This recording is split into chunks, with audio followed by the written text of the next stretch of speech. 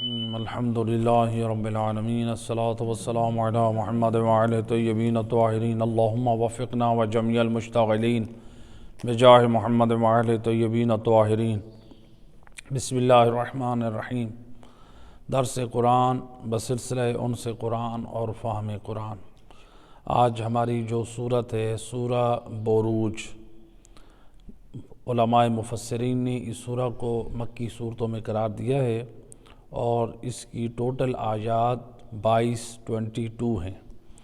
اس کی فضیلت اور اس کی شان کے بارے میں امام جعفر صادق علیہ الصلاۃ والسلام اللہم صلی علی محمد وآل محمد امام فرماتے ہیں من قرأ والسماء ذات البروج فی فریضۃ فإنہا سورۃ الانبیاء کان محشرہ وموقفہ مع النبیین والمرسلین والصالحین۔ امام معصوم اپنی زبان عصمت سے فرماتے ہیں جو شخص اس سورہ البروج کو واجب نمازوں میں پڑھے تو پروردگار اس سورت کے پڑھنے والے کو میدان محشر میں انبیاء کے ساتھ، مرسلین کے ساتھ اور صالحین کے ساتھ محشور کرے گا۔ یعنی یہ نیک لوگوں کے حلقے میں نہیں بلکہ نیک لوگوں کے جو سردار ہیں انبیاء، مرسلین اور صالحین، یعنی ائمہ ہدی علیہم الصلاۃ والسلام اور انبیاء کے اصحاب اور اعوان جو خاص ہیں، یعنی ان میں اس خوش نصیب شخص کو اٹھایا جائے گا۔ دوسری روایت رسول خدا صلی اللہ علیہ وآلہ وسلم آپ فرماتے ہیں من قرأها کان لہو اجر عظیم وآمن من المخاوف والشدائد۔ سید الرسول فرماتے ہیں جو شخص سورہ البروج کی تلاوت کرتا ہے، یعنی نماز سے ہٹ کے ویسے اس کی تلاوت کرتا ہے تو اللہ سبحانہ وتعالی اس کو اجر عظیم عطا کرتا ہے۔ ایک تو اللہ کی طرف سے اس کو اجر عظیم ملتا ہے، دوسرا پروردگار اس کو خوف اور سختیوں سے اللہ سبحانہ وتعالی امان عطا کرتا ہے۔ اب وہ سختیاں اور خوف دنیاوی اعتبار سے بھی ہو سکتی ہیں اور وہ اخروی اعتبار سے بھی ہو سکتی ہیں، یعنی ہر قسم کی سختی اور خوف سے پروردگار اس کو امن اور سلامتی عطا کرتا ہے۔ تو ہم ان میں سے سورت کی پہلے 8-9 آیات کی تلاوت کرتے ہیں، پھر اس کے پیغام کی طرف۔ بسم اللہ الرحمن الرحیم۔ والسماء ذات البروج والیوم الموعود وشاہد ومشہود قتل اصحاب الاخدود النار ذات الوقود اذ هم علیہا قعود وهم على ما يفعلون بالمؤمنین شہود وما نقموا منهم إلا أن يؤمنوا بالله العزيز الحميد الذي له ملك السماوات والأرض وأنه على كل شيء شهيد۔ پہلی آیت مجیدہ میں اللہ سبحانہ وتعالیٰ اس کا ترجمہ والسماء ذات البروج، قسم ہے برجوں والے آسمان کی، برجوں والے آسمان کی قسم ہے۔ والیوم الموعود، قسم ہے اس دن کی جس کا وعدہ کیا گیا ہے۔ وشاہد ومشہود، اور قسم ہے شاہد اور مشہود کی۔ قتل اصحاب الاخدود، خندقوں والے ہلاک کر دیے گئے۔ النار ذات الوقود، وہ آگ تھی جو ایندھن والی ہے۔ اذ ہم علیہا قعود، جب وہ اس کے کنارے پر بیٹھتے تھے۔ وہم علی ما یفعلون بالمؤمنین شہود، اور وہ مومنین کے ساتھ روا رکھے گئے اپنے سلوک کا مشاہدہ کر رہے تھے۔ وما نقموا منہم الا ان یؤمنوا باللہ العزیز الحمید، اور ان ایمان والوں سے وہ صرف اس وجہ سے دشمنی رکھتے تھے کہ وہ اس اللہ پر ایمان رکھتے تھے جو بڑا غالب آنے والا اور قابل ستائش ہے۔ الذی لہ ملک السماوات والارض وَإِنَّهُ عَلَىٰ كُلِّ شَيْءٍ شَهِيدٌ، وہی جس کے لیے آسمانوں اور زمین کی بادشاہی ہے اور اللہ ہر چیز پر گواہ ہے۔ یہ ان آیات کا ترجمہ تھا۔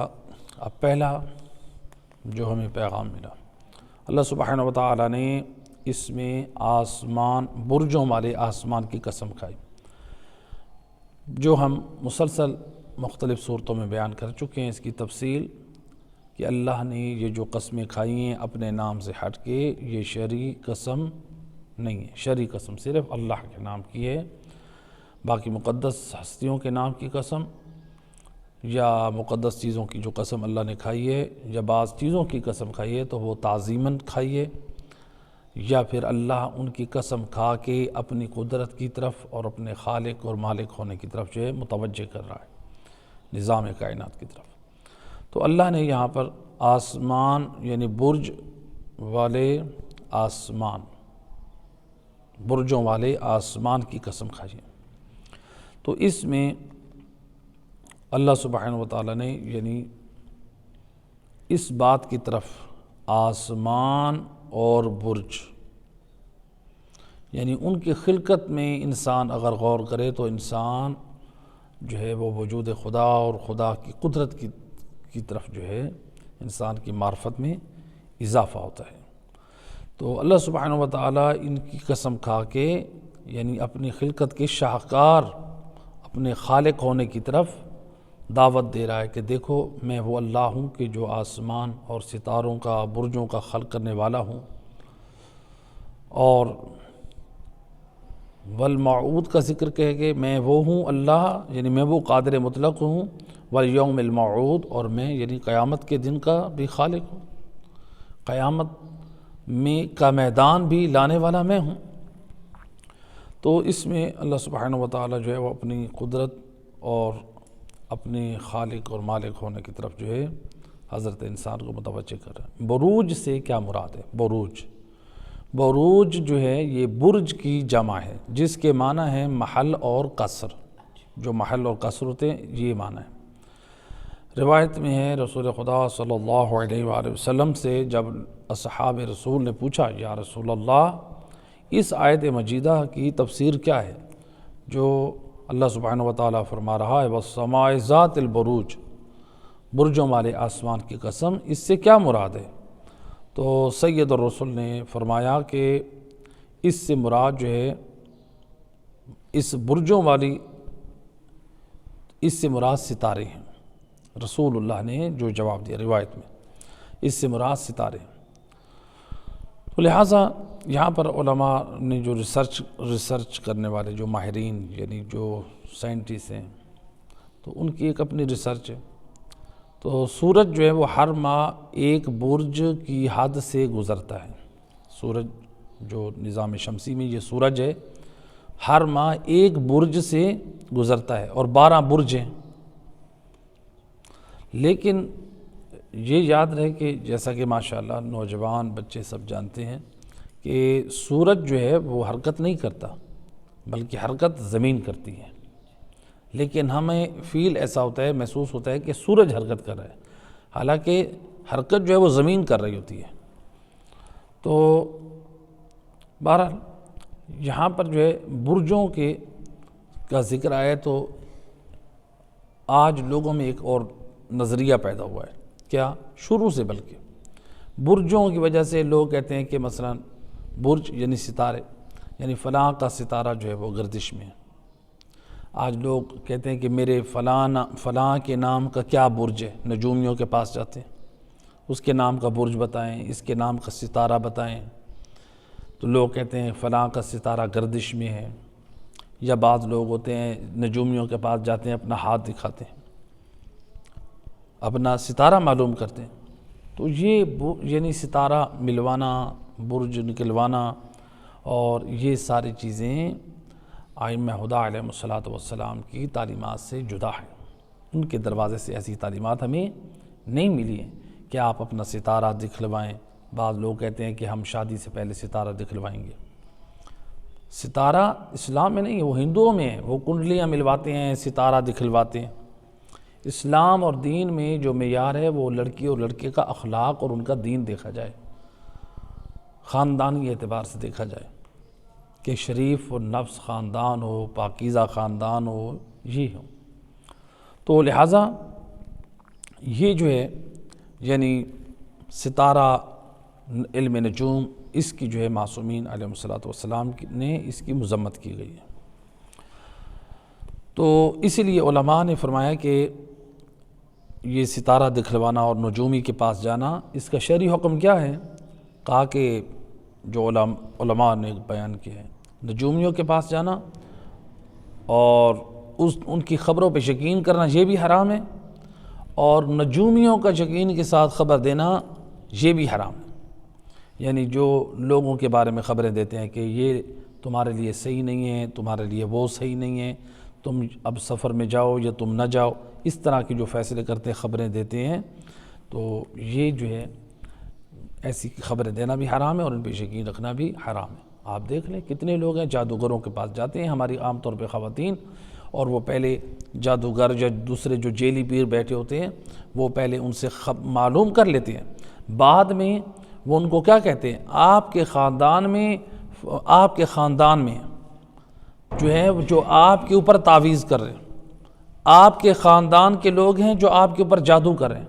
تو اب خاندان کے لوگوں کو کسی کے اوپر شک تھا، اب وہ شک یقین میں بدل گیا، لوگوں کو بتاتے ہیں دیکھو ہمیں تو نجومی نے کہا تھا، ہمیں جادوگر نے کہا تھا، اس نے پیر صاحب نے، کہ آپ کے اوپر جادو ہوا ہے، آپ کے اوپر جو ہے نا وہ آپ کے خاندان کے کسی عورت نے کی ہے یا مرد نے کی ہے۔ تو شیطان اس طرح بہکاتا ہے خاندانوں میں نفرتیں، تو یعنی یہ جو ہے یہ حرام ہے۔ اس لیے روایت ہے ہمارے پاس حضرت علی علیہ السلام، اللہم صلی علی محمد وآل محمد، امام فرماتے ہیں الساحر کالقافر، امام فرماتے ہیں جادوگر جو ہے نا وہ کافر کی مانند ہے۔ الساحر کالقافر فی النار، جادوگر کافر کی طرح جہنم میں جلے گا، چونکہ جو جادوگر ہوتا ہے وہ خود جادو کی وجہ سے کفر کی حدود میں داخل ہو جاتا ہے۔ عام طور پہ جو جادوگر بنے بیٹھے ہیں یہ جیلی جادوگر ہیں، لوگ جادو کرتے ہیں، وہ جادو نہیں ہوتا، لوگوں کے نفسیات سے کھیلتے ہیں۔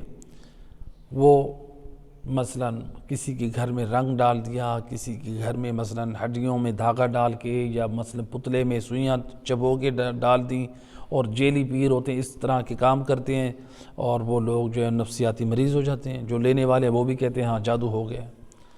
جادو کرنا بھی حرام ہے، گناہ کبیرہ میں سے۔ اور دوسری بات یہ ہے کہ جادو جو کرتا ہے اس کو حدود اسلام سے باہر نکلنا پڑتا ہے۔ جادوگر کیا کام کرتے ہیں؟ قرآن پہ بیٹھ کے کالا علم کرتے ہیں، قرآن کے اوپر بیٹھتے ہیں، ننگا بیٹھتے ہیں، کعبے کو پیٹ کرتے ہیں، نجاست سے، اپنی نجاست سے یا خاتون کی نجاست سے وہ قرآن کے الفاظ کو الٹا لکھنا شروع کرتے ہیں۔ یہ جادوگر ہیں، یعنی اس کو پہلے کافر بننا پڑتا ہے، وہ اعمال انجام دیتا ہے کہ جس سے وہ حدود اسلام سے باہر نکل جاتا ہے۔ تو لہٰذا جادو کے گھر کے پاس جانا بھی حرام ہے، جادو کرنا بھی حرام ہے اور گناہ کبیرہ میں سے ہے۔ اور ہمارے پاس روایت ہے حضرت محمد مصطفیٰ صلی اللہ علیہ وآلہ وسلم، آپ فرماتے ہیں من صدقہ منجما او کاہنا فقد کفر بما انزل علی محمد صلی اللہ علیہ وآلہ وسلم۔ رسول اللہ لسان وحی سے فرماتے ہیں اے مسلمانوں، اے کلمہ گو سن لو، جو شخص نجومی کی تصدیق کرتا ہے، نجومی کی باتوں پر ایمان رکھتا ہے، یا کسی کاہن جو جادوگر ہوتا ہے اس کی باتوں پر ایمان رکھتا ہے، فقد کفر، ایسا شخص مجھ نبی کی نگاہ میں کافر ہے۔ نجومیوں کی باتوں پہ ایمان رکھنے والا اور جادوگروں کی باتوں پہ ایمان رکھنے والا کیا ہے؟ رسول اللہ فرماتے ہیں کافر ہے۔ بما انزل علی محمد، رسول اللہ فرماتے ہیں جو مجھ نبی پر نازل ہوا ہے اس کا وہ کفر کرتا ہے، یعنی قرآن کا وہ انکار کرتا ہے۔ اور جو میں نے اپنے خزانہ نبوت سے اللہ کے بارے میں بتایا، اپنے نبی ہونے کا اعلان کیا، سابقہ انبیاؤں کے بارے میں بتایا. تو یعنی گویا وہ دین اسلام اللہ کا یعنی منکر بن جاتا ہے. تو ہمارے پاس جو ہے روایت ہے، ایک اور روایت امام جعفر صادق علیہ الصلاۃ والسلام، اللہم صلی علی محمد وآل محمد وعجل فرجہم، امام فرماتے ہیں المنجم ملعون والکاہن ملعون والساحر ملعون.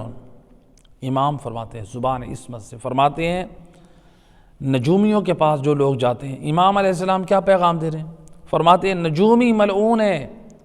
امام اور نبی یا خدا جس کو ملعون کہتے ہیں، ملعون کا مطلب ہے رحمت خدا سے دور. رحمت خدا سے دور یعنی یہ شخص جہنمی ہے. امام کیا فرماتے ہیں؟ المنجم ملعون، نجومی ملعون ہے. آج دیکھیں لوگ نجومی کے پاس جاتے ہیں ہاتھ دکھلانے کے لیے، جاتے ہیں کہ نہیں جاتے؟ کہ بھئی ہمارا ہاتھ دیکھیں، ہمارا ستارہ دیکھیں، ہمارا برج دیکھیں، لوگ جاتے ہیں نا. امام جعفر صادق علیہ السلام فرماتے ہیں ہاتھ دکھلوانے والے کے نجومی کے پاس جو نجومی ہے، ہاتھ دیکھتا ہے، جو غیب کی خبریں دیتا ہے، امام فرماتے ہیں وہ ملعون ہے. والکاہن ملعون، جادوگر ملعون ہے. والساحر ملعون، کاہن بھی ملعون ہے اور ساحر بھی، جادوگر بھی ملعون ہے. تو تینوں ایک ہی کیٹیگری میں آتے ہیں. تو لہٰذا یہ نام کا ستارہ دکھلوانا مثلا یا شادی کے لیے، تو یہ سارا یہ جو نظریہ ہے یہ ہندوؤں والا ہے، اسلامی نظریہ یہ نہیں ہے. تو لہٰذا مومن کو چاہیے وہ دعائیں، وہ ذکر وہ بجا لائیں جو اس سے انسان کا نصیب بدلتا ہے. وہ دعائیں پڑھیں، آپ صحیفہ سجادیہ کی طرف رجوع کریں. امام علیہ السلام نے کتنی نعمتوں کے حاصل کرنے اور کو طلب کرنے کے لیے دعائیں تعلیم فرمائیں، کتنی بلاؤں اور مصیبتوں اور مغفرت کے لیے امام نے دعائیں تعلیم فرمائیں. ائمہ ہدیٰ علیہ الصلوۃ والسلام کے دروازے سے کتنے پاکیزہ اعمال ملے. تو مومن ان کی طرف توجہ کرے. تو روایت میں ہے کہ ایک دن امام علی علیہ الصلوۃ والسلام جنگ نہروان میں امام جا رہے تھے. جنگ نہروان جو تھی یہ خوارج کے ساتھ امام نے یہ جنگ لڑی، خوارج خارجی لوگ. تو امام علیہ السلام گھوڑے پہ سوار ہو کے گھوڑے پہ سوار ہو رہے تھے جانے کے لیے. ایک نجومی آیا امام علیہ السلام کے پاس، آ کر کہتے ہیں کہ اے علی، یا علی آپ جنگ پر نہ جائیں، آپ کا ستارہ گردش میں. آج لوگ کہتے ہیں نا میرا ستارہ گردش میں ہے، فلاں کا ستارہ بڑا گردش میں ہے. یہ جہالت کی باتیں ہیں، یہ دین اور اسلام نہیں ہے. بہترین ائمہ ہدیٰ نے عمل بتائے ہیں. آپ جتنی بلائیں اور مصیبتیں ہیں صدقے کے ذریعے سے آپ ان بلاؤں کو دور کریں. ہم لوگ ان کی فکر نہیں کرتے، جو اسلامی طریقے اس کو نہیں اپناتے، شیطانی راستوں پہ چلتے ہیں. جادوگر کے کہنے کی پر وہ کلیجی، سری پائے، دوسری چیزیں جا کے انڈے قبرستانوں میں پھینک کے آتے ہیں، وہ چیزیں ضائع ہو جاتی ہیں. آپ وہ صدقہ، وہ کلیجی اگر آپ دینا بھی چاہتے ہیں، آپ کسی مومن کو دیں، مسلمان کو دیں، کسی کے گھر میں سالن بنے. آپ اگر لے کر دینا بھی چاہتے ہیں تو کسی کو آپ گوشت لے کر دے دیں، صدقے کی نیت کر لیں. آپ اسلام جائز ہے.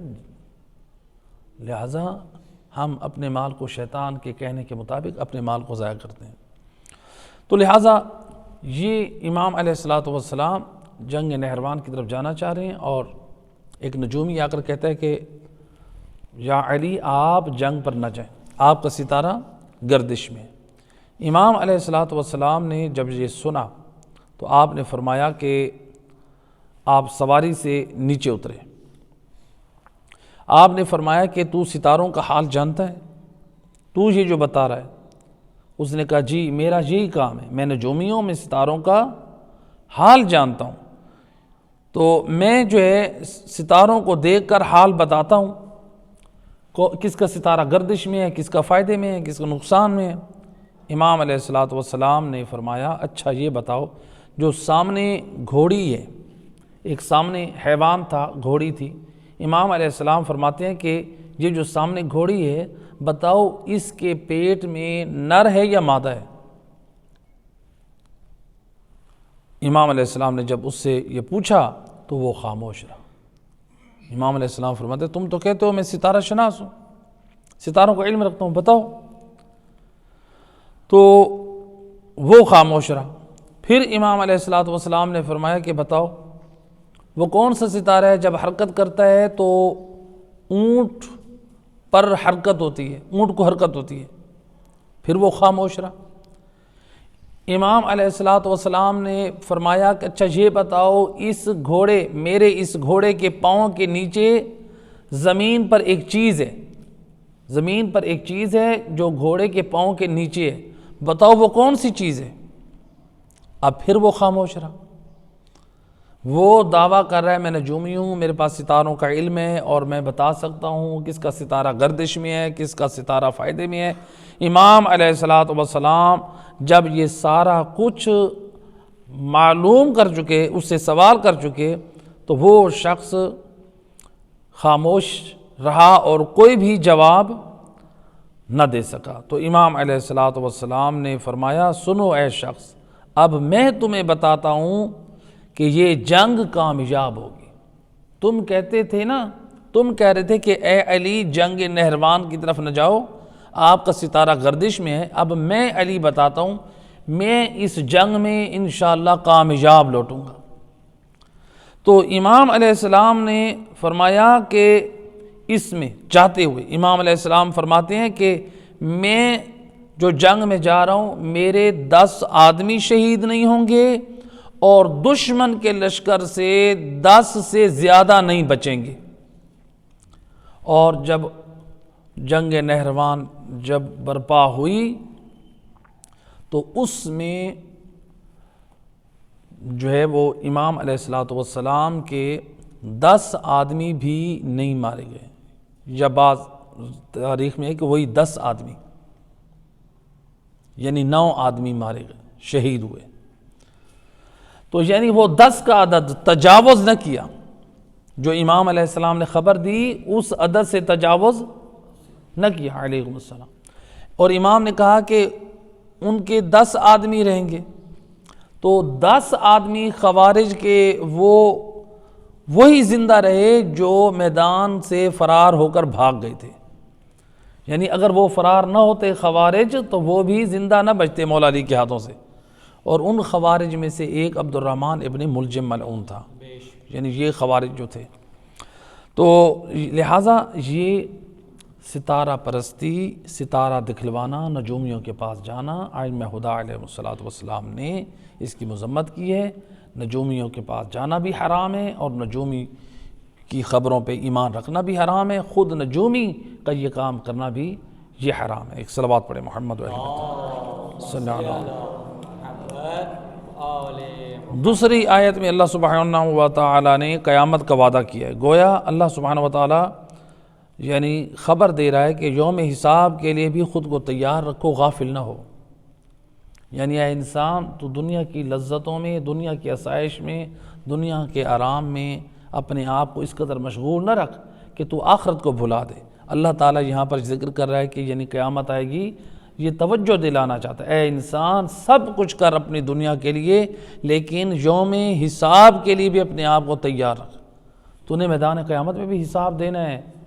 تو نے بچوں کے ساتھ بچوں کا کیا حق ادا کیا، والدین کا کیا حق ادا کیا، رشتہ داروں کا کیا حق ادا کیا، اللہ کا کیا حق ادا کیا، دین پر کتنا عمل کیا، دین کا کتنا مذاق اڑایا، یہ سارا ہر ایک کا جواب دینا ہوگا۔ تو لہٰذا تیسری آیت مجیدہ جس میں فرمایا گا شاہد و مشہود، کہا گیا کہ شاہد اور مشہود۔ شاہد اور مشہود سے کیا مراد ہے؟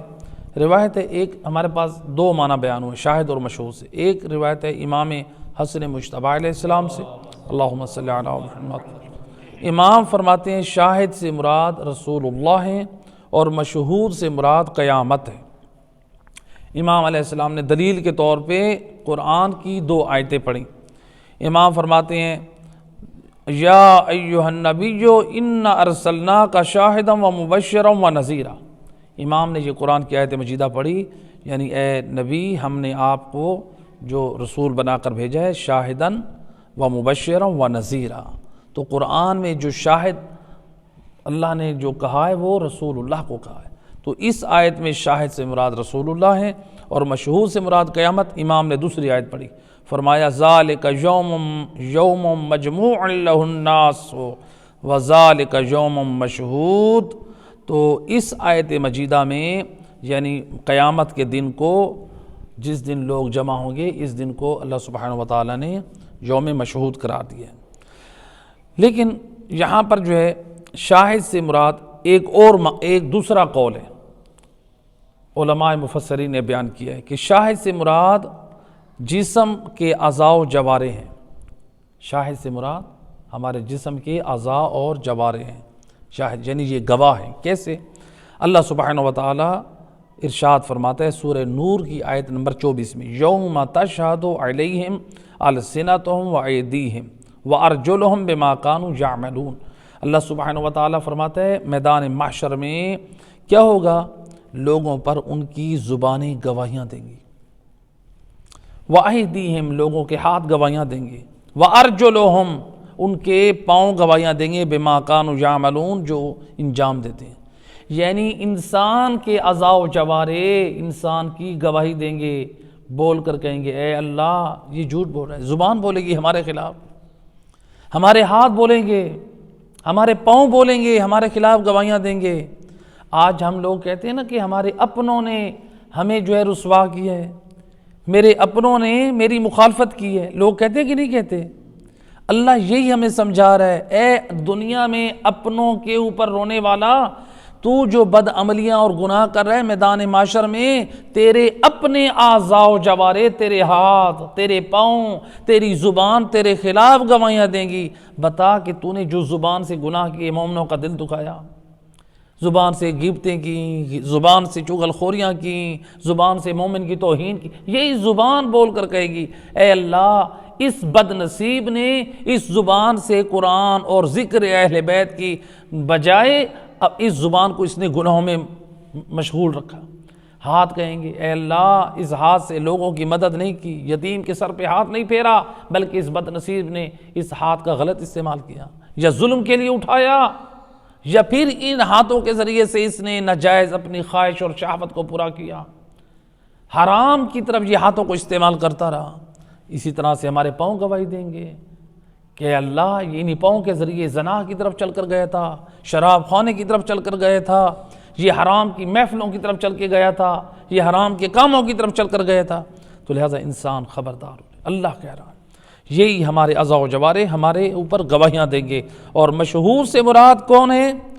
جس کے اوپر یعنی مشہود کون ہے؟ مشہور سے مراد انسان ہے اور اس کے اعمال، یعنی انسان کے خلاف خود اس کے اعمال اور اس کے اعضاء و جوارے گواہیاں دیں گے۔ کتنا بد نصیب ہے۔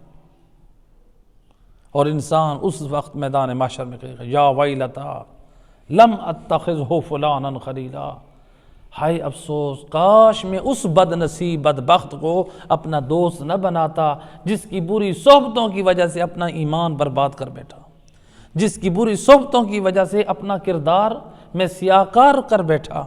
تو لہٰذا اس وقت افسوس فائدہ نہ دے گا، انسان اس دنیا میں اللہ سے توبہ استغفار کرے۔ تو لہٰذا یہاں پر ایک صلوات پڑھیں محمد اللہم صلی اللہ علیہ وسلم۔ آیت نمبر 4 میں اللہ سبحانہ وتعالی نے اصحاب اخدود کا ذکر کیا ہے۔ اصحاب اخدود، اصحاب اخدود سے کیا مراد ہے؟ اصحاب اخدود سے مراد 3 قسم کی روایتیں موجود ہیں۔ اصحاب اخدود، پہلی روایت جو ائمہ ہدی علیہ السلام سے نقل ہوئی ہے کہ ایک بادشاہ تھا زوانوس ایک بادشاہ تھا جس نے یہودی مذہب کو اختیار کیا تھا اور اس نے اپنا نام یوسف رکھا تھا۔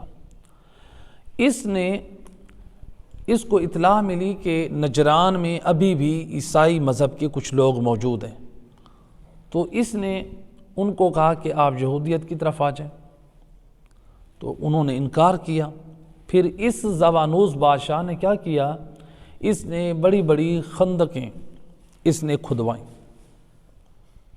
اور اس نے ان میں لوگوں کو تکلیفیں دی، اذیتیں دی اس زبانوس نے۔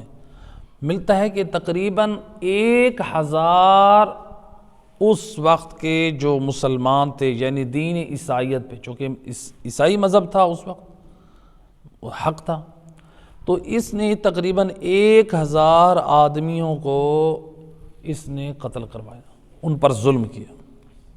ایک صلوات پڑھے محمد وعلی صلی اللہ علیہ وسلم۔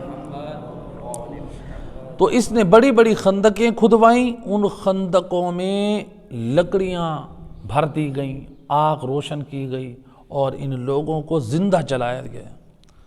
تو یہ اسلام میں اس چیز کی مذمت کی گئی ہے۔ اسلام کتنا پیارا مذہب ہے، لا اکراہ فی الدین، دین میں کوئی جبر نہیں ہے۔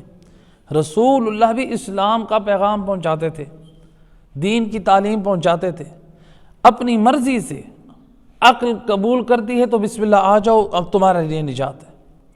یہ نہیں ہے کہ ہم جو ہے جبراً کسی کو کہیں کہ تم جو ہے وہ مسلمان ہو جاؤ۔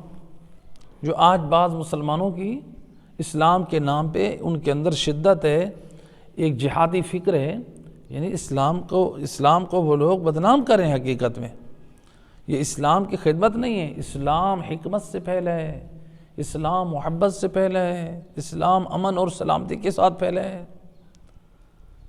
تو لہٰذا اس لیے بعض علماء نے فرمایا کہ یہ رسول اللہ صلی اللہ علیہ وآلہ وسلم وعلیکم السلام، رسول اللہ نے یہ جو جنگیں لڑی تھیں، علماء فرماتے ہیں یہ رسول اللہ نے دفاعی جنگیں لڑی تھیں۔ رسول اللہ اخلاق اور پیار سے دین کی طرف دعوت دے رہے، وہ کفار چاہتے تھے کہ جنگ ہو، رسول اللہ کو دفاعاً جنگ لڑنی پڑی۔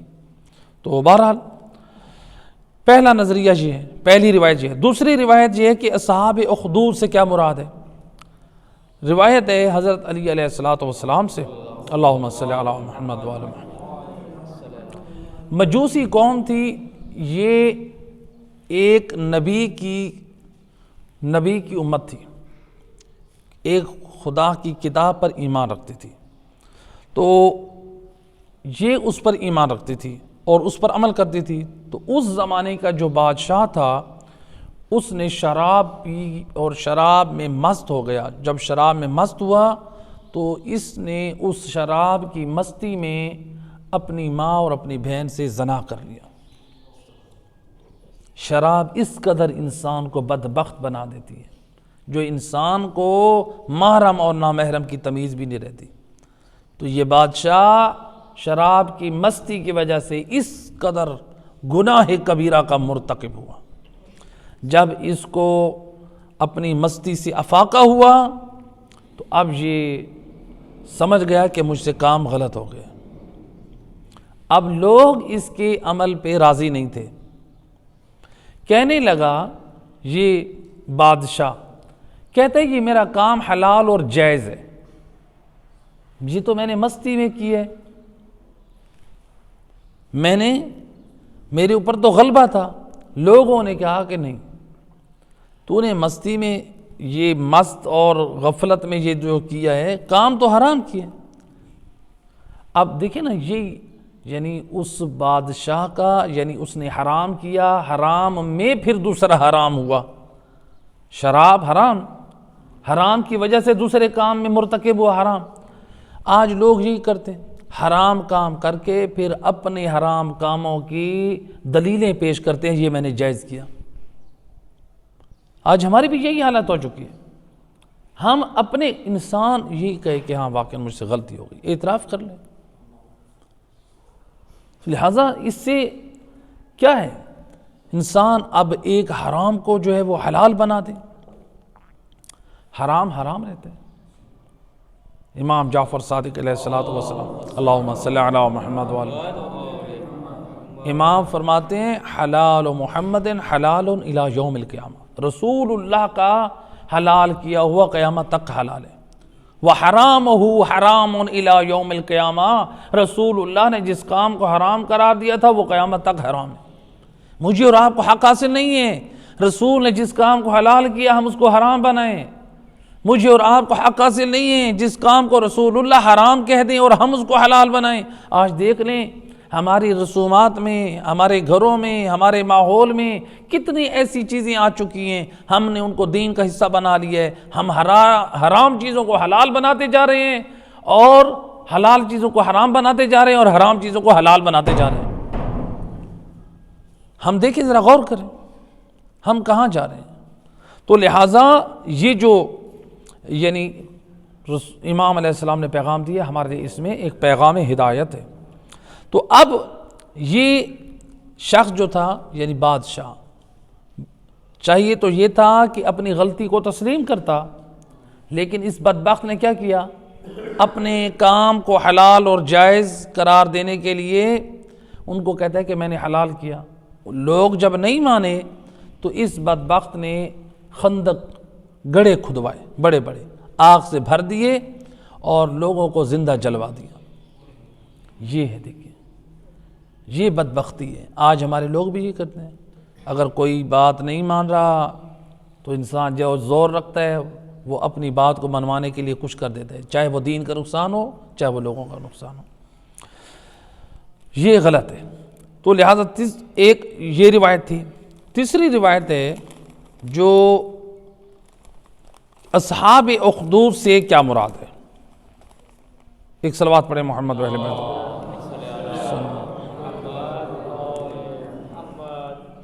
تیسری روایت ہے، یہ بھی امام علی علیہ السلام سے۔ امام فرماتے ہیں کہ اللہ نے اہل حبشہ پر ایک پیغمبر بھیجا، نبی کو بھیجا۔ جب ایک نبی بھیجا تو اس قوم نے، جو نبی یعنی جو قوم تھی حبشہ میں، اس قوم نے اس نبی کو جھٹلا دیا کہ ہم آپ کو اللہ کے نبی نہیں مانتے، اور وہ جو ہے اس نبی سے جنگ کے لیے تیار ہو گئے۔ وہ قوم نبی کے ساتھ جنگ کے لیے تیار ہو گئے، اور یہاں تک کہ انہوں نے اس نبی کی کچھ اصحاب کو قتل کر دیا اور کچھ کو اصحاب کو انہوں نے گرفتار کیا اور نبی کو بھی گرفتار کیا۔ اب جب نبی کو بھی گرفتار کر لیا اور لوگوں کو بھی، ایمان والوں کو بھی گرفتار کر لیا، تو اس کے بعد کیا کیا انہوں نے، بڑی بڑی خندقیں کھدوائیں۔ لوگوں نے جو کفار تھے اس وقت، انہوں نے بڑی بڑی خندقیں، بڑے بڑے گڑھے کھدوائے اور ان کو آگ سے بھر دیا گیا، اور وہاں پر اعلان کیا کہ جو اس نبی کے ساتھ ہے اس کو ہم زندہ آگ میں ڈالیں گے، جو اس سے براءت کرے گا، اس سے دوری اختیار کرے گا، اس کو امان ملے گی اور وہ اس کو چھوڑ کے ادھر آ جائے۔ بہت سارے لوگ موت کی وجہ سے، موت کے خوف کی وجہ سے نبی برحق کو چھوڑ کر ایک سائڈ پر ہو گئے، لیکن بہت بڑی تعداد انہوں نے کہا ہمیں موت آ جائے، مر تو جائیں گے، اللہ وحدہ لا شریک کا کلمہ بھی نہیں چھوڑیں گے اور نبی برحق کو بھی نہیں چھوڑیں گے۔ اب کیا کیا ان بد نصیبوں نے، زندہ لوگوں کو آگ میں ڈالنا شروع کیا۔ ان میں سے ہر مومن ایک دوسرے پہ سبقت لے کے آگ میں جا رہا ہے اور اللہ کی وحدانیت کا کلمہ پڑھ رہا ہے اور نبی برحق کی نبی ہونے کی بھی گواہی دے رہا ہے۔ اس طرح یہ مومن تھے، اس قدر استقامت تھی۔ ان میں آخر میں ایک عورت بچی۔ اس عورت کی گود میں ایک بچہ تھا جو 1 ماہ کا تھا۔ خاتون نبی کے ساتھ تھی، یعنی سب پوری قوم نبی اور وہ آگ میں جل چکے، تڑپ گئے، تڑپ کے ان کی جانیں جو ہے وہ تلف ہو گئیں، وہ اللہ کی بارگاہ میں پہنچ گئی ان کی ارواح۔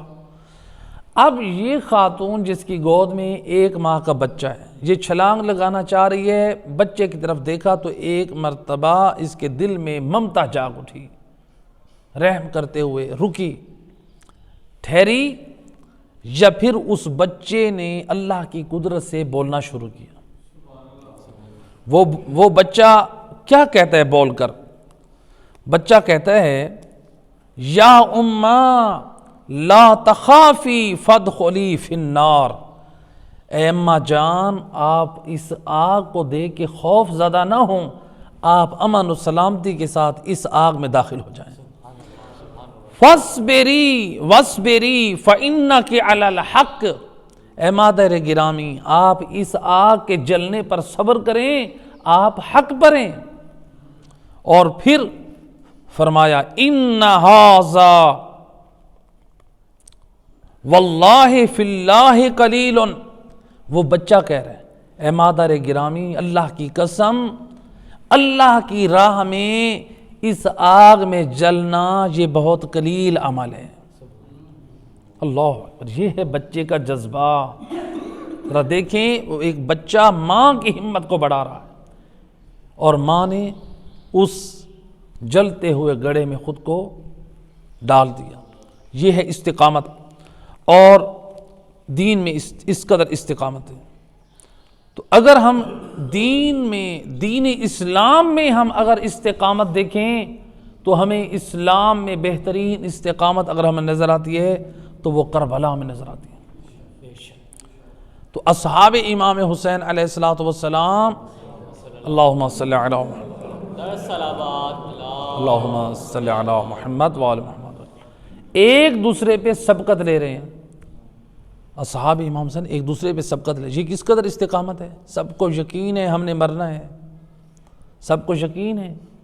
کتنے کتنے ایسے لوگ تھے جو مال و منصب رکھتے تھے، سب کو تھا، لیکن کیا تھا؟ دین الہی کی بقا کے لیے، نصرت امام حسین علیہ السلام کے لیے خود کو قربان کر رہے ہیں۔ تو یہاں پر اللہ سبحانہ وتعالیٰ نے یہ پیغام دیا۔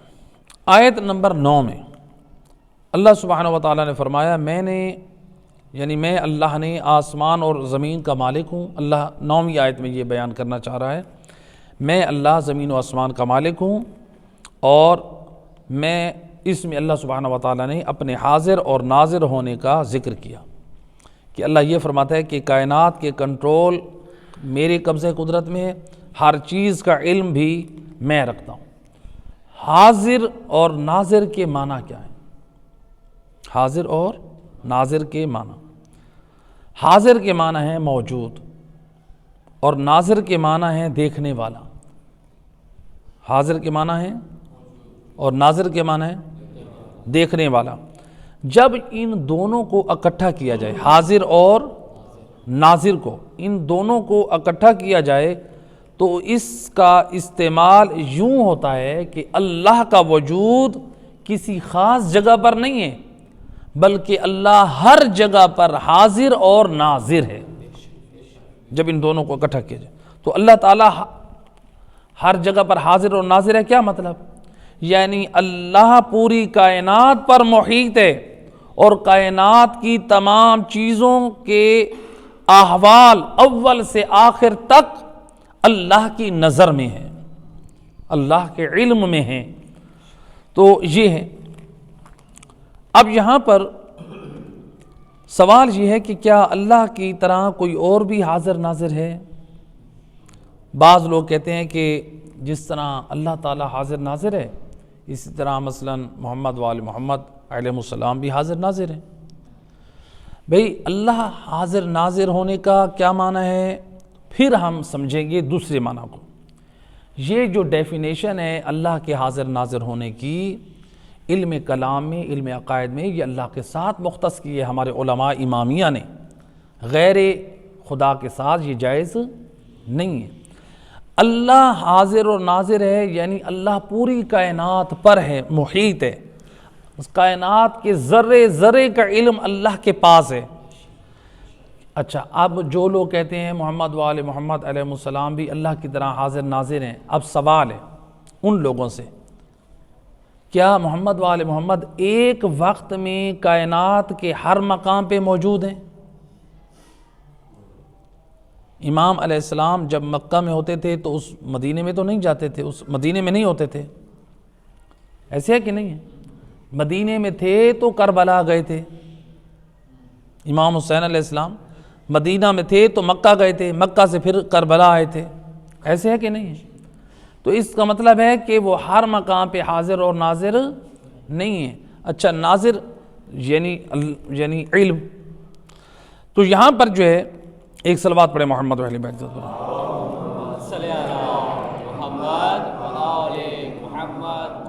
تو لہٰذا اب یہاں پر یعنی بعض لوگ جو کہتے ہیں کہ اللہ کی طرح حاضر ناظر ہیں محمد و آل محمد علیہ الصلوۃ والسلام، یہ کہنا کیا درست ہے؟ تو جواب کیا ہے کہ اللہ کے وجود ہونے میں، اللہ کا وجود ہونے میں اللہ کسی کا محتاج نہیں ہے. ایسے ہے کہ نہیں؟ کیا اللہ اپنے وجود میں کسی کا محتاج ہے؟ لیکن جو محمد و آل محمد علیہ السلام ہیں وہ اپنے وجود میں اللہ کے محتاج ہیں یا نہیں ہیں؟ جی، محمد و آل محمد اپنے وجود میں اللہ کے محتاج تھے یا نہیں تھے؟ بھی اللہ نے ان کو پیدا کیا تو اس کائنات میں آئے ہیں نا. اللہ کی ذات خود سے ہے، اور محمد و آل محمد کو کس نے پیدا کیا؟ اللہ کی ذات نے. تو لہٰذا اب یہاں پر جو ہے اللہ کی ذات محتاج نہیں ہے، بلکہ جو اپنے وجود میں کسی اور کا محتاج ہوتا ہے وہ اللہ کی طرح نہیں ہو سکتا. اب اللہ کا وجود کیا ہے؟ اللہ کا وجود ہے واجب الوجود. اللہ کا وجود کیا ہے؟ اور محمد و آل محمد کا وجود ہے ممکن الوجود. واجب الوجود کسے کہتے ہیں؟ واجب الوجود کہتے ہیں وہ وجود جو اپنے وجود میں کسی غیر کا محتاج نہ ہو. اللہ تعالیٰ اپنے وجود میں کسی کا محتاج تھا؟ نہیں ہے. محمد و آل محمد یا پوری کائنات اپنے وجود میں کس کی محتاج ہے؟ اللہ کی.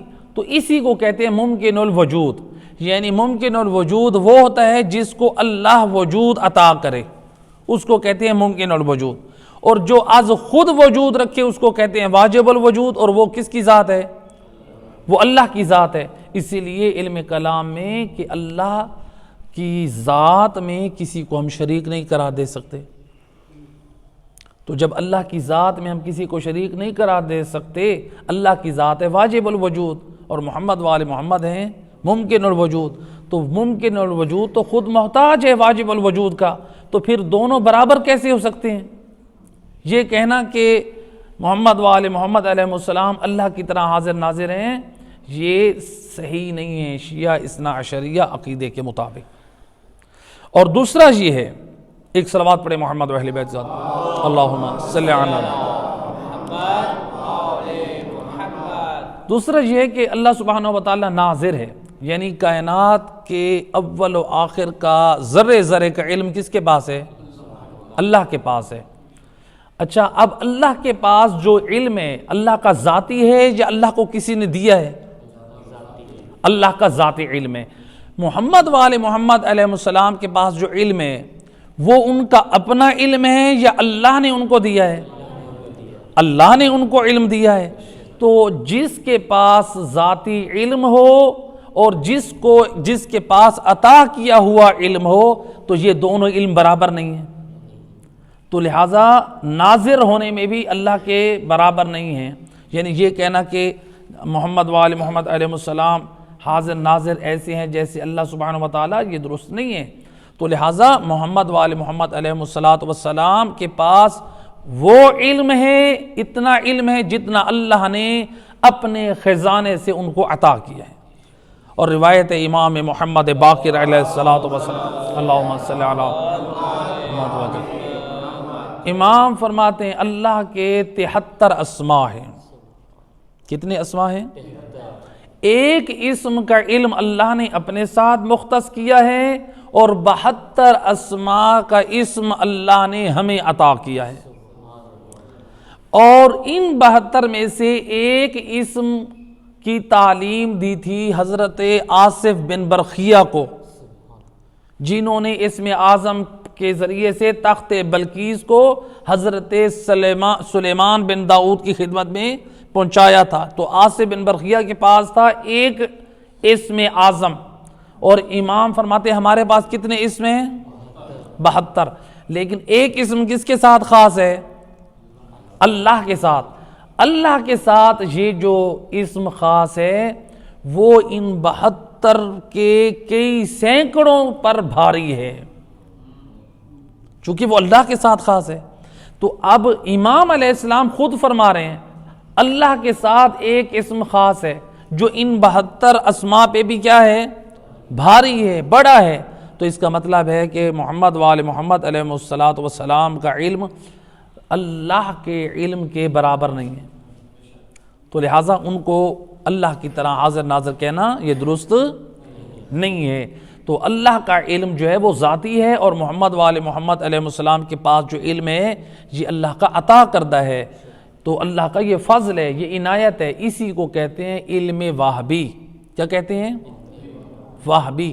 واہب کہتے ہیں یعنی عطا کرنے کو، واہب عطا کرنے کو کہتے ہیں، یعنی اللہ نے اپنے فضل سے ان پاک ہستیوں کو علم عطا کیا ہے، اور ان کو اللہ نے جو علم دیا ہے وہ ہماری عقلوں سے بھی بلند ہے، ہم اس کا شمار بھی نہیں کر سکتے۔ تو بعض نوجوان آتے ہیں کہ وہ کہتے ہیں کہ بلا محمد وآل محمد علیہ السلام حاضر ناظر ہیں، تو میں ان سے یہی سوال کرتا ہوں کہ اللہ سبحانہ وتعالیٰ تو ہے حاضر ناظر، ہر لمحے پوری کائنات میں موجود ہے، اور کائنات کا کوئی حصہ ایسا نہیں ہے جو اس کے احاطے سے باہر ہو، اور کسی چیز کا علم جو ہے وہ اس سے دور نہیں ہے، ہر چیز کا وہ علم رکھتا ہے۔ تو امام علیہ السلام کا کیا علم اللہ کے علم کے برابر ہے؟ وہ کہتے ہیں نہیں، بلکہ اللہ نے علم عطا کیا ہے، اللہ کا علم ذاتی ہے اور ان کے پاس عطائی ہے، علم واہبی ہے۔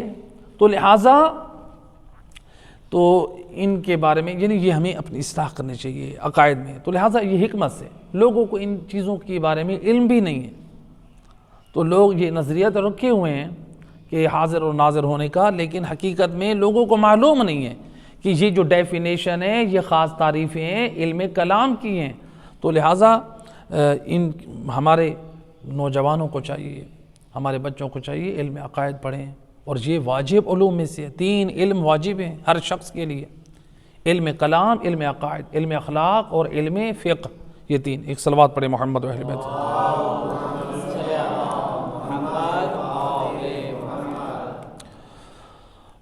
تو یہاں پر جو ہے یہ 9 آیات تمام ہوئی۔ اب آیت نمبر 10، اس میں اللہ سبحانہ وتعالیٰ کیا فرماتا ہے؟ ان الذین فتنوا المؤمنین والمؤمنات ثم لم يتوبوا فلهم عذاب جہنم ولهم عذاب الحریق، اور جنہوں نے صاحب ایمان مردوں اور عورتوں پر تشدد کیا ان کے لیے جہنم کا عذاب اور آگ کا جلانے والا عذاب ہے۔ اللہ تعالیٰ اس میں خبردار کر رہے ہیں ان لوگوں کا کہ جن لوگوں نے صاحب ایمان مردوں اور عورتوں کو پر ظلم کیا، ان پر تشدد کیا، ان کے لیے جہنم کا عذاب ہے، اور عذاب بھی ایسے ہے جو جلانے والا ہے، یعنی اگر یہ توبہ نہیں کرتے۔ تو اس میں تنبیہ کی گئی ہے، علماء مفسرین فرماتے ہیں اس میں تنبیہ کی گئی ہے کس کو؟ جو اہل مکہ ہے ان کو تنبیہ کی گئی ہے کہ جو تم مومنین پر جو ظلم کرتے ہو، تشدد کرتے ہو، اس ظلم کی وجہ سے، تشدد کی وجہ سے تم کو اللہ کے عذاب میں ڈالا جائے گا۔ تو کس قدر یہ ظلم کرتے تھے؟ تاریخ میں ملتا ہے حضرت بلال صحابی رسول، جب انہوں نے اسلام قبول کیا، رسول اللہ کا کلمہ پڑھا، تو ابو جاہل ملعون دشمن خدا اس مشرک نے کیا کیا؟ حضرت بلال کو پکڑ کر ان کو قمیض اتار کے ان کو گرم پتھر پر لٹایا گیا، اور ان کو گرم ریت پر لٹایا گیا، اور ان کے سینے پہ بھاری پتھر رکھا گیا، اس جرم میں کہ تم کلمہ توحید کیوں پڑھتے ہو، تم رسول اللہ کے دین کو چھوڑ دو۔ اور ملتا ہے تاریخ میں یہاں تک کہ ان کو انگاروں پہ اور گرم ریت پہ لٹایا گیا، جس سے حضرت بلال کی کمر جل گئی، اور کہا گیا کہ تم چھوڑ دو دین خدا کو، اس اللہ کو چھوڑ دو جو یتیم عبداللہ جس کی طرف دعوت دیتا ہے، اور تم یتیم عبداللہ یعنی حضرت محمد مصطفیٰ صلی اللہ علیہ وآلہ وسلم ان سے بیزاری اختیار کرو۔ تو حضرت بلال کے بدن پہ کوڑے بھی لگ رہے ہیں، ان کو انگاروں پہ بھی جلایا جا رہا ہے، ان کا بدن بھی جلایا جا رہا ہے، ان کی زبان پر ایک جملہ جاری ہے، کیا؟ احد احد۔ وہ بول کے کہہ رہے ہیں میں جلنا قبول ہے، مجھے مرنا قبول ہے، لیکن اللہ کی وحدانیت کا انکار نہیں کروں گا، میں رسول اللہ کا ساتھ اور ان کی محبت کو نہیں چھوڑوں گا۔ یہ ہے دین میں استقامت۔ آج ذرا ہم دیکھیں اپنے گھروں میں تھوڑی سی آزمائش آئے، ہم اللہ کے دین کو گھروں سے نکال دیتے ہیں، محمد وال محمد کی تعلیمات کو ٹھکرا دیتے ہیں۔ تو لہٰذا یہ تھی آیت نمبر 10 کا پیغام۔ آیت نمبر 11، ان الذین آمنوا وعملوا الصالحات لهم جنات تجری من تحتها الانہار ذالک الفوز الکبیر۔ بے شک، ترجمہ، بے شک جو لوگ ایمان لائیں اور عمل صالح بجا لائیں ان کے لیے جنت کے باغات ہیں جن کے درختوں کے نیچے نہریں بہتی ہوں گی، یہی بڑی کامیابی ہے۔ اللہ سبحانہ و تعالیٰ نے اس آیت مجیدہ میں ذکر کیا ہے ایمان اور عمل صالح کا۔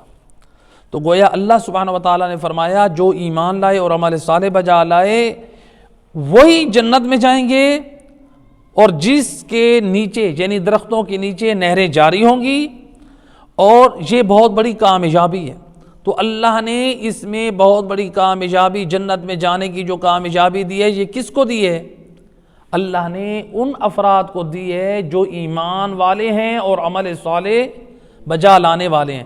تو گویا اللہ نے اس آیت مجیدہ میں واضح کر دیا، دیکھو صرف ایمان کی وجہ سے تم جنت میں جانے کے لائق نہیں ہو، ایمان کے ساتھ عمل صالح بھی ضروری ہے۔ اس آیت مجیدہ میں اللہ نے ایمان کے ساتھ عمل صالح کو شرط قرار دیا ہے۔ ایمان اور عمل صالح ہوگا تو تم پھر وارثان جنت کے ساتھ جنت میں جا سکو گے، ورنہ اگر تمہارے دامن میں عمل صالح نہ ہوا تو تمہارا ایمان تمہیں جنت میں لے جانے کی صلاحیت نہیں رکھتا، اپنی بدعمالیوں کی وجہ سے جہنم میں جاؤ گے۔ تو لہٰذا اس آیت نے یہ مومنوں کو پیغام دیا۔ آیت نمبر 12، 13، 14، 15 اور 16، ان بطش ربک لشدید انہ هو یبدی ویعید وهو الغفور الودود ذو العرش المجید فعال لما یرید آیت نمبر 12، ان بطش ربک لشدید، آپ کے پروردگار کی پکڑ یقیناً بہت سخت ہے۔ اللہ اپنے رسول کو کہہ رہے ہیں کہ میرا حبیب تیرے رب کی پکڑ بڑی سخت ہے۔ انہ هو یبدی ویعید، یقیناً وہی اللہ خلقت کی ابتدا کرتا ہے اور وہی دوبارہ پیدا کرتا ہے۔ وہ الغفور الودود، اور وہ اللہ بڑا معاف کرنے والا ہے اور محبت کرنے والا ہے۔ ذو العرش المجید، اللہ بڑی شان والا ہے، عرش کا مالک ہے۔ فعال لما یرید، اور وہ اللہ جو چاہتا ہے انجام دیتا ہے، وہ صاحب اختیار ہے، کسی سے مشورے نہیں کرتا۔ اللہ کی ذات کسی سے مشورہ نہیں کرتی، کسی سے مشورے کی ضرورت نہیں ہے۔ لیکن نبی پاک صلی اللہ علیہ وآلہ وسلم کو بھی حکم ہے وَشَاوِرْهُمْ، اے میرا نبی تو مشورہ کر۔ نبی کو مشورے کے لیے کہا گیا ہے، ہم سب کو بھی کہا گیا ہے کہ مشورہ کریں۔ انسان اپنے آپ کو مستقل مزاج نہ سمجھے، ورنہ انسان خطا کرتا ہے، غلطی کرتا ہے۔ اس لیے معصوم فرماتے ہیں جو دانا لوگوں سے، دیندار لوگوں سے، عقل سلیم رکھنے والوں سے جو مشورہ کرتا ہے، امام فرماتے ہیں وہ لوگوں کی عقل میں شامل ہو جاتا ہے، پھر وہ تنہا عقل فیصلہ نہیں کرتی اور عقلیں بھی ساتھ ہوتی ہیں۔ تو اس لیے حکم ہے کہ آپ جب مشورہ کریں کسی اہل سے کریں، ایسے شخص سے نہ کریں جو آپ سے نفرت کرتا ہو، جو آپ سے حسد کرتا ہو۔ مشورہ کریں دیندار سے کریں تاکہ وہ آپ کی دین اور دنیا کو سامنے رکھ کے اچھا مشورہ دے۔ تو لہٰذا یہ ہوتا ہے۔ تو لہٰذا یہ آیات مجیدہ، اب دیکھیں اس آیت مجیدہ میں 12 میں اللہ نے کیا پیغام دیا۔ اللہ کی پکڑ بڑی سخت ہے، تو یعنی جو انسانوں پر ظلم کرتا ہے، مختلف گناہ انجام دیتا ہے، تو اللہ سبحانہ و تعالیٰ یہی کہہ رہا ہے کہ دیکھ تو جتنا لوگوں پر ظلم کر لے، تو جتنے گناہ کر لے، اللہ کی پکڑ بڑی سخت ہے، تو نے میری پکڑ میں ضرور آنا ہے۔ دنیا میں بھی اللہ کی پکڑ میں آئیں گے اور آخرت میں بھی اللہ کی پکڑ میں آئیں گے۔ اور حضرت علی علیہ السلام اللہم صلی علی امام فرماتے ہیں لوگوں پر ظلم کرنے سے بچو، ظلم نہ کرو۔ امام علیہ السلام کا یہ جملہ، امام فرماتے ہیں مظلوم کی بد دعا سے بچو، ظلم نہیں، روایت غلط نہ ہو جائے، مفہوم اگرچہ وہی نکلتا ہے۔ امام کی حدیث کا جملہ کیا ہے؟ فرماتے ہیں مظلوم کی بد دعا سے بچو، کیونکہ اللہ تعالیٰ اللہ تعالیٰ سے اپنا حق مانگتا ہے، اللہ کسی حقدار کو اس کے حق سے منع نہیں کرتا۔ اگر آپ کسی پر ظلم کر رہے ہیں، کسی کے خلاف شرارت بازی کر رہے ہیں، کسی کے خلاف فتنہ فساد پھیلا رہے ہیں، اور اگر وہ بیٹھ کے مصلی پہ آپ کے حق میں بد دعا کرے، امام فرماتے ہیں پھر اللہ کی پکڑ سے آپ کو کوئی نہیں بچا سکتا۔ آپ تو اپنی سازشیں کر رہے ہیں، لیکن جب اللہ کی پکڑ میں آئیں گے پھر کوئی نہیں بچا سکتا۔ تو اس لیے امام فرماتے ہیں مظلوم کی بد دعا سے اپنے آپ کو بچائیں۔ انسان لوگوں سے دعائیں لے، ہم خاندانوں میں، رشتہ داروں میں ہم جو ہے وہ محبت اور امن اور سلامتی کا پیغام دیں۔ اگر ہمارے کسی قول سے، ہمارے کسی فعل سے، ہماری کسی بات سے گھروں میں لڑائیاں اور جھگڑے اور نفرتیں ہوں تو ہمیں اس بات کا کوئی فائدہ ہوگا؟ بلکہ جن لوگوں کو ہم نے تکلیف دی، اگر وہ مصلی پہ بیٹھ کے ہمارے حق میں بد دعا کر دیں تو ہم اپنے لیے خود مصیبتیں خرید رہے ہیں۔ تو لہٰذا مظلوم لوگوں کی بد دعا سے بچنا چاہیے۔ آیت نمبر 14 میں اللہ سبحانہ و تعالیٰ پیغام کیا دے رہے ہیں؟ اس میں اللہ نے مغفرت کا اور محبت کا پیغام دیا۔ اللہ نے یہ سمجھایا کہ میں گناہ گاروں کو بخشنے والا ہوں اور نیک لوگوں سے محبت کرنے والا ہوں۔ تو یہ روایت ہے کہ ایک مرتبہ حضرت موسیٰ علیہ السلام کوہ طور پہ جا رہے تھے، ایک گناہگار ایک شخص آیا حضرت موسیٰ کے پاس، یا نبی اللہ کی بارگاہ میں سفارش کریں وہ میرے گناہوں کو بخش دیں۔ حضرت موسیٰ گئے، اللہ کے خطاب کیا، خدا کی بارگاہ میں عرض کی، اے اللہ وہ مرد مومن بھی اپنے گناہوں کی معافی چاہتا ہے۔ اللہ کی طرف سے آواز آئی، موسیٰ میں نے اس کو معاف کر دیا، پیغام دے دینا، لیکن موسیٰ اس کو کہنا کہ مجھے تجھ سے ایک گلہ ہے، ایک شکوہ ہے، یہ بات تو اگر مجھ سے تنہا کرتا تو میں تجھے معاف کر دیتا، میں نے اب بھی تجھے معاف کر دیا، میں نے تجھے اس وقت بھی معاف کر دینا تھا۔ موسیٰ میں نہیں چاہتا وہ تیرے پاس آئے اور تو اس کے گناہ سے مطلع ہو جائے، میں نے تو اس کو معاف کر دیا ہے، اور وہ جب تیرا سامنا کرے تو میرے بندے کو شرمندگی محسوس ہو۔ اے موسیٰ میں اپنے بندے کو اتنا شرمندہ ہوتے بھی دیکھنا نہیں چاہتا۔ اللہ اکبر، اللہ کتنی محبت کرتا ہے اپنے بندوں سے۔ تو لہٰذا یہاں پر یہ ہے اللہ مہربان، اپنے گناہگار لوگوں سے بھی اللہ محبت کرتا ہے کہ یعنی جب وہ معافی پروردگار سے مانگتے ہیں تب اللہ ان سے محبت کرتا ہے۔ آیت نمبر 15 میں اللہ سبحانہ و تعالیٰ نے عرش کا معنی بیان کیا۔ عرش بمعنی ہے حکومت، بادشاہی۔ بعض لوگ خیال کرتے ہیں عرش سے مراد ہے تخت و تاج، اللہ تعالیٰ عرش پہ بیٹھا ہے۔ لوگ کہتے ہیں کہ نہیں کہتے؟ اللہ آسمان پہ بیٹھا ہے، اللہ عرش پہ بیٹھا ہے، کہتے ہیں نا؟ فقہ امام جعفر صادق علیہ السلام میں اللہم صلی علی محمد وجل، بلکہ مذہب امام جعفر صادق علیہ السلام میں یعنی شیعہ اثنا عشری جو ہمارا عقیدہ ہے، اس میں یہ کہنا کہ اللہ تعالیٰ عرش پہ بیٹھا ہے، تخت پہ بیٹھا ہے، آسمان میں بیٹھا ہے، یہ غلط ہے۔ ہم پہلے بیان کر رہے ہیں اللہ تعالیٰ ہر جگہ ہے، اللہ حاضر و ناظر ہے، اللہ ہر جگہ ہے، ہر چیز پر اس کا احاطہ ہے۔ تو یہ کہنا اللہ عرش پہ بیٹھا ہے یہ غلط ہے، یہ کہنا کہ اللہ ساتویں آسمان میں ہے یہ کیا ہے؟ یہ غلط ہے۔ اللہ تعالیٰ آسمانوں پر بھی اس کا احاطہ ہے اور دنیا میں بھی ہے، پوری کائنات میں اللہ کی حکومت ہے، کائنات کے ذرے ذرے کا علم اللہ کے پاس ہے۔ تو لہٰذا اللہ تعالیٰ ہر چیز کا علم رکھتا ہے۔ ایک صلوات پڑھے محمد و اہل بیت۔ آیت نمبر 16 کا پیغام، اس میں اللہ سبحانہ و تعالیٰ فرماتا ہے فعال لما یرید، اس فعال لما یرید سے کیا مراد ہے؟ یعنی اللہ صاحب اختیار ہے، اللہ کسی کا محتاج نہیں ہے، ہر کام اپنے ارادے اور اختیار سے انجام دیتا ہے۔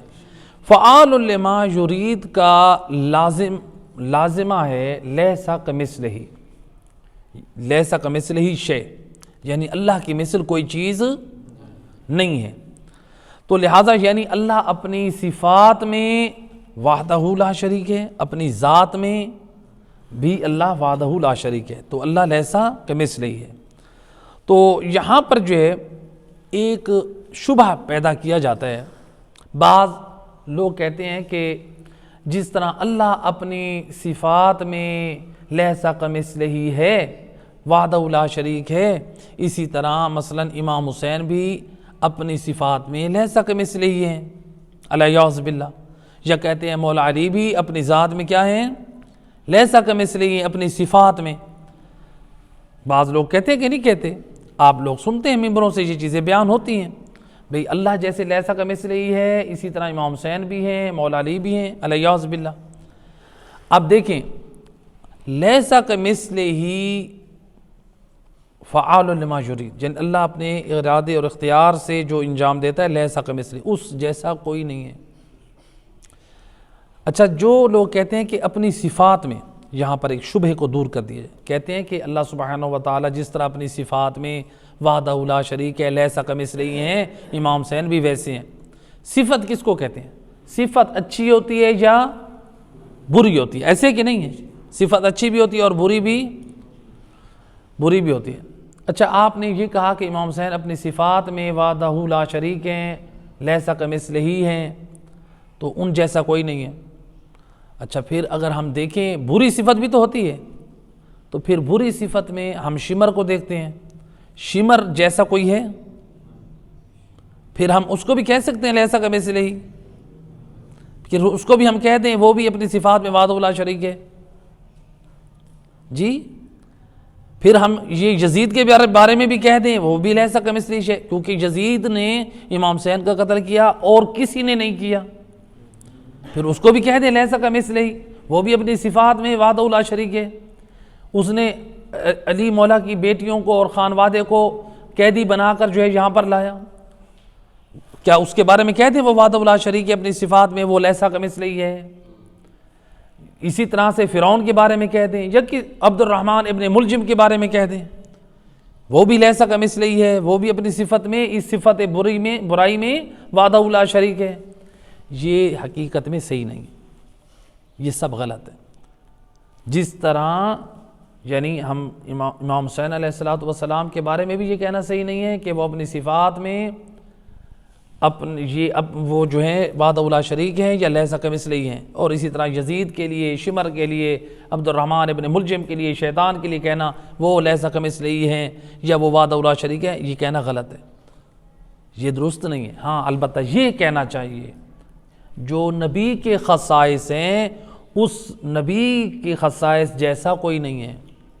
کچھ خصائص ہیں، کچھ عظمتیں اور فضیلتیں جو شان ہیں امام حسین کو حاصل ہوئی ہیں وہ کسی اور کو حاصل نہیں ہوئی ہیں، کچھ فضیلتیں اور شان اور عظمتیں مولا علی کو حاصل ہوئی ہیں وہ کائنات کے کسی اور فرد کو حاصل نہیں ہوئی ہیں۔ تو یعنی ان چیزوں کی اصلاح ہونی چاہیے۔ ظاہری بات ہے یہ چیزیں بیان نہیں ہوتی ہیں، اور ہمارے ممبروں سے اگر ان چیزوں کو بیان کیا جائے یہ چیزیں ہمیں خشک محسوس ہوتی ہیں۔ تو لہٰذا یہ جو ہے فعال لما یرید، اللہ جسے چاہتا ہے انجام دیتا ہے، اس کا لازمہ کیا ہے؟ اللہ لیسا کمثلہ ہی ہے، یعنی اللہ واجب الوجود ہے، وہ اپنے وجود میں کسی کا محتاج نہیں ہے، اور ہر ممکن وجود اللہ کا محتاج ہے۔ تو لہٰذا اللہ کی طرح کوئی بھی نہیں ہے، چونکہ اللہ واجب الوجود ہے تو اللہ کی مثل کوئی نہیں ہے۔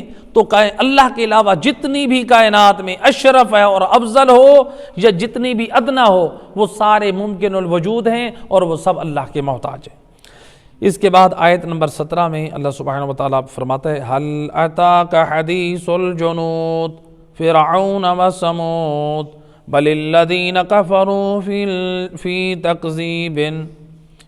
تکذیب واللہ من ورائہم محیط بل هو قرآن مجید فی لوح محفوظ۔ یہ 17 سے لے کر 22 آیات اس میں اللہ سبحانہ و تعالیٰ ترجمہ غور کرتے ہیں۔ آیت نمبر 17 میں اللہ فرماتا ہے کیا لشکروں کی داستان آپ تک پہنچی، یعنی اے نبی جو لشکر تھے ان کی داستان پہنچی، فرعون و سمود، فرعون اور سمود کے لشکر کی، بل الذین کفروا فی تکذیب، بلکہ کفار ہمیشہ حق کی تکذیب میں مشغول رہتے ہیں، واللہ من ورائہم محیط، اور اللہ ان کے پیچھے سے ان پر احاطہ کیے ہوئے ہے، بل ہوا قرآن مجید، بلکہ یہ قرآن باعظمت ہے، فی لوح محفوظ، جو لوح محفوظ میں موجود ہے یہ قرآن۔ تو لہٰذا لشکر فرعون کیا ہے جس کے بارے میں اللہ نے فرمایا؟ لشکر فرعون وہ ہے جو دریائے نیل میں غرق ہو گیا، اور یہ آج تک فرعون کی باڈی عبرت کے طور پہ پڑی ہوئی ہے۔ اللہ تعالیٰ یہ تو سمجھا رہا ہے، دیکھو جو اپنے رتبے پہ فخر کرتے تھے، دیکھو کس طرح وہ مقام عبرت کا نشانہ بن گئے ہیں۔ اور اسی طرح سے جو قوم سمود ہے جس کا ہم نے واقعہ تفصیل سے ذکر کیا تھا، انہوں نے کیا کیا تھا؟ اتنے لمبے تھے، 100 فٹ لمبا قد تھا اس قوم کا، کم سے کم 70 فٹ۔ یہ پہاڑوں کو چیر کر توڑ کر اپنے محل بناتے تھے، یا بڑے بڑے پتھر کاٹ کے صحراؤں میں اپنے محلات کھڑا کرتے تھے۔ لیکن جب اللہ کا عذاب آیا، ٹھنڈی ہوائیں، تو ان کو اٹھا کر پھینکتے تھے، پھر ان کو اٹھا کر پھینکتے تھے وقفے وقفے سے۔ تو یہ عبرت کا نشانہ بنے مشرکین کے لیے، مشرکین عرب کے لیے۔ اللہ بتا رہا ہے دیکھو اتنی جسامت والے جو افراد تھے، اللہ ہواؤں کی سرد جھونکوں سے اس طرح ان کو سزا دیتا تھا، ان کے جسموں کو اٹھا اٹھا کر پھینکتا تھا۔ یہ قومیں تباہ ہو گئیں اور عبرت کا نشانہ بنی۔ تو اس میں اللہ سبحانہ وتعالیٰ نے یہ ذکر کیا ہے کہ یہ 2 لشکر ہیں۔ آیت نمبر 19 کا مطلب، اس کا مطلب یہ نہیں ہے کہ کفار کے لیے کہ وہ حق کی نشانیاں مخفی ہیں۔ آیت نمبر 19 میں اللہ تعالیٰ یہ سمجھانا چاہ رہا ہے کہ اس کا مطلب یہ نہیں ہے کہ کفار کے لیے حق کی نشانیاں مخفی ہیں، یعنی حق کی نشانیاں چھپی ہوئی ہیں، بلکہ اللہ یہ بتانا چاہ رہا ہے کہ یہ جو کفار ہیں یہ ضدی ہیں، ہٹ درمی پہ ہیں، حق اور سب کچھ دیکھ رہے ہیں، پھر بھی نشانیاں دیکھ رہے ہیں، معجزات دیکھ رہے ہیں، اس کے باوجود بھی یہ حق کو قبول نہیں کرتے۔ آج ہماری حالت بھی یہی ہو چکی ہے۔ قرآن ہمارے گھروں میں ہے، نہج البلاغہ ہمارے پاس ہے، دین آل محمد سب آ چکے ہیں، لیکن اس کے باوجود بھی ہم ضد پہ اڑے ہوئے ہیں، ہم نہیں مانیں گے۔ جو آباء و اجداد نے ہمیں دین دیا ہے ہمیں اسی پہ رہیں گے۔ قرآن نے اسی چیز کو اللہ نے کفار و مشرکین کا ذریعہ بیان کیا ہے۔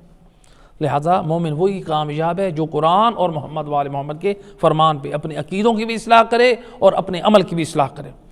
آیت نمبر 20 اور 21، 20 ورائہم محیط، یعنی اللہ کفار پر ہر طرف سے اللہ کی قدرت نے احاطہ کیا ہوا ہے، یعنی ہر طرف سے اللہ تعالیٰ ان کے پیچھے سے احاطہ کیا ہے، یعنی اللہ یہ بتانا چاہ رہا ہے اللہ ہر طرف سے ان کے اوپر احاطہ کیا ہوا ہے، اللہ کی سے کوئی بھی نہیں بچ سکتا، سب اللہ کی نگاہ میں۔ آیت نمبر 21 میں اللہ سبحانہ وتعالیٰ نے جو ہمارے لیے پیغام دیا کیا کہ کفار رسول اللہ کو جادوگر کہتے تھے، شاعر کہتے تھے، مجنون کہتے تھے، اور قرآن کو جھٹلاتے تھے، تو قرآن کو نہیں مانتے تھے۔ تو اللہ سبحانہ وتعالیٰ نے اس آیت مجیدہ میں ان کو یہ بتا دیا کہ یہ قرآن باعظمت کتاب ہے، یہ فضول کلام نہیں ہے جو تم ہمارے رسول کے باتوں کو شاعری اور فضول باتیں کہتے ہو۔ یہ قرآن باعظمت کتاب ہے جو ہم نے قرآن اپنے نبی کی پاک زبان کے ذریعے سے امت تک پہنچائی ہے۔ اور آخری آیت میں اللہ نے فرمایا لوح محفوظ۔ لوح محفوظ کیا ہے؟ لوح محفوظ یہ علم الہی کا وہ صفحہ ہے، علماء مفسرین بیان کرتے ہیں علم الہی کا وہ صفحہ ہے جس نے شرق اور غرب کو گھیر رکھا ہے۔ گویا قرآن علم الہی کا سرچشمہ ہے جس میں تغیر اور تبدل نہیں ہے، یعنی اور اس میں تحریف نہیں ہے۔ حضرت ابن عباس نے لوح محفوظ کے بارے میں بیان کیا، جب ان سے پوچھا گیا کہ لوح محفوظ سے کیا مراد ہے تو انہوں نے فرمایا لوح محفوظ کا طول، یعنی اس کی جو لمبائی ہے وہ زمین اور آسمان کے درمیانی فاصلے کے برابر ہے، اور لوح محفوظ کا جو عرض ہے وہ مشرق اور مغرب کے برابر ہے۔ پروردگار سے دعائے کریم مہربان اللہ بحق محمد و اہل بیت علیہ الصلوۃ والسلام